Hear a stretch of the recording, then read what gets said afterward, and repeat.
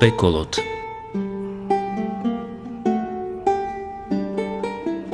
Првиот дел од божествената комедија на Данте Алигиери, проследен од Чистилиштето и рајот.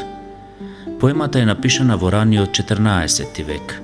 Делото е алегориско раскажување на патувањето на Данте низ средновековен концепт на пеколот, предводен од римскиот поет Вергилиј. Во поемата, пеколот е прикажан низ 9 круга на страдањето, лоцирани во земјата. Алегорично божествената комедија го представува патувањето на една душа до Господ, во пеколот опишувајќи го признавањето и одбивањето на гревот. Предворје на пеколот. Поемата започнува на ден пред Велики петок, во 1300 година. Нараторот самиот Данте Алигиери има 35 години. Тој е изгубен во мрачна шума што ја символизира тогашната Фиренца, односно нејзината општествено-политичка положба. Данте се качува по рид што треба да му донесе мир и блаженство. Но качувањето е тешко и на тој пат му се препречуваат трите зверки – пантерот, лавот и волчицата, на кој не може да им избега, не можејќи да го најде вистинскиот пат. Пантерот ја символизира зависта, но и самата Фиренца. Лавот пак е символ на гордоста, како и на Франција, која се мешала во политиката на Италија и не ја дозволувала самостоен напредок. А волчицата е символ на алчноста и сребролюбието. Алегорично пеколот ја представува христијанската душа која го гледа гревот каков што е, а трите зверки представуваат три вида грев – хедонистички, насилни и злонамерни. Првиот круг. Во првиот круг од пеколот Данте ги сместува многубожците, односно некрстените, доблесни пагани, кои иако не биле грешни, сепак не го прифатиле Христа. Вториот круг. На влезот од вториот круг, кој е потесен од првиот, грешниците ги дочекува демонот Минос. Во овој круг се сместени прелюбниците, тие што се подале на сласт, на кои страсти умот им го зеле. Тука се наоѓаат Семирамида, Дидо, Клеопатра, Елена од Троја, Тристан, Ахил, Франческа. Третиот круг. Студена, дождлива атмосфера и страшно троглаво куче, Цербер, го дочекуваат Данте на почетокот од третиот круг. Во третиот круг се сместени лакомите, алчните, завидливите. Четвртиот круг.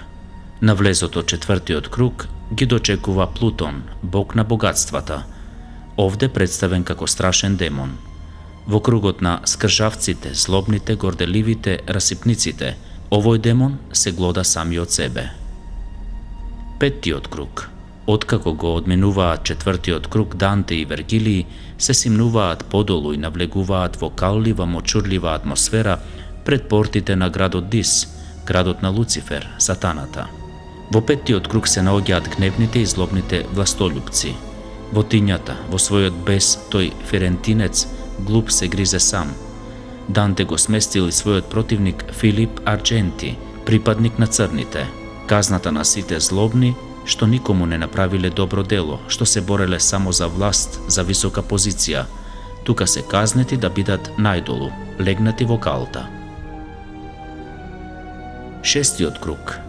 Во градот Дис, двајцата посетители ги дочекува необична гледка. Од кулата кон нив долетуваат три фурии, трите Еринии, Тизифона, Мегера и Алекта, кои ја повикуваат Горгоната Медуза да ги претвори грешниците во камен. Тука доаѓа ангелот како гласник од рајот, кој ги предочува грешките на казнетите. Тоа се еретиците, тие за време на животот биле глуви за Бога, па тука ја добиваат соодветната казна, да лежат во вжештени гробови. Седмиот круг. 11-тата песна е вовед во седмиот круг. Накратко тука е представено кои се грешниците и какви се нивните казни, пред уште да влезат во него. Составен е од три ката.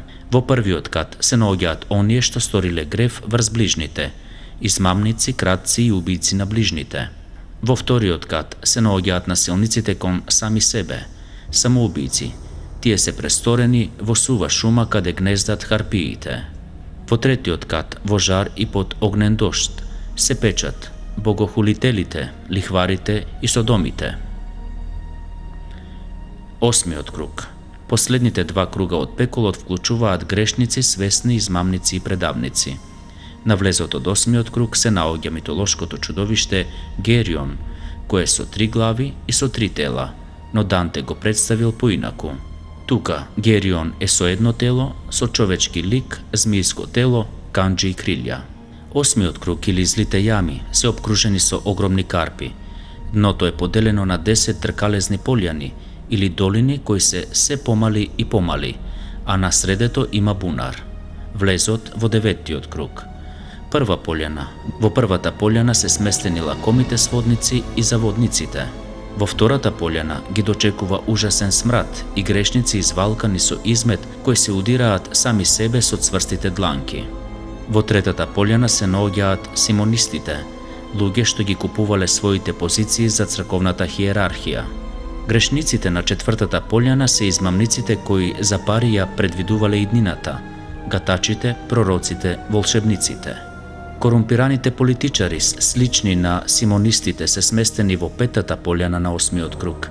Нивната казна е да вријат во жешка смола, а ако излезат надвор, ги чекаат ѓаволи со своите вили. На шестата полјана се лицемерите, кои блескаат во своите позлатени оловни мантии. 24-та и 25-та песна ја прикажуваат седмата полјана, а се посветени на кратците. Нив ги чува кентаурот Како. Во осмата полјана се подлите или злите советници. Овие луѓе ја користат својата позиција за да ги советуваат другите да се вклучат во измами. Во деветата полјана на осмиот круг се наоѓаат сејачите на раздор, расколниците, кои ги делеле луѓето на две спротивставени страни. Во последната полјана на осмиот круг се наоѓаат разни измамници, кривоклетници, фалсификатори, алхемичари. Тие според Данте се болест на општеството, па затоа тука страдаат од разни болести. Деветиот круг. Последниот девети круг на пеколот се наоѓа во центарот на земјата. Во него се влегува низ бунарот, крај кој до половина закопани стојат класични библиски гиганти. Во деветиот круг се наоѓаат предавниците. Има 4 концентрични зони со предавници. Првите се предавници на семејството, на својот род, вторите се предавници на татковината, третите на пријателите и четвртите на врховните господари.